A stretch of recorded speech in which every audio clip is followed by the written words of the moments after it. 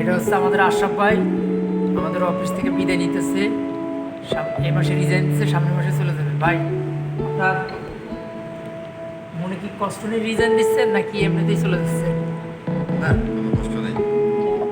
চাকরি যেহেতু নিতেছি, কোম্পানিতে চাকরি নিয়েছি, হয় কোম্পানি আমাকে ছাড়বে আর না হয় আমি কোম্পানিকে ছাড়বো। আজ না হোক কাল, এটাই হবে স্বাভাবিক। কিন্তু মাতৃত্ব টান একটা আছে, এক সময় না এক সময় গ্রামে যাইতেই হবে।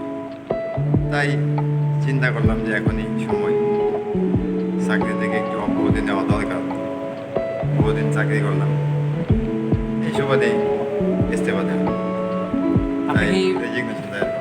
বাড়িতে যেয়ে তাহলে ব্যবসা করবেন না চাকরি করবেন অন্য কোথাও?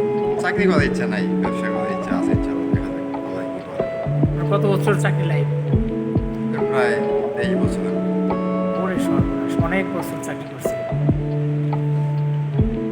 ঠিক আছে, আপনার সুস্বাস্থ্য কামনা করতেছি, প্লাস বাড়িতে যায় আপনি ভালো ব্যবসা করেন, এই দোয়া করি। সবাই ভালো থাকবেন ইনশাল্লাহ। আসসালামু আলাইকুম।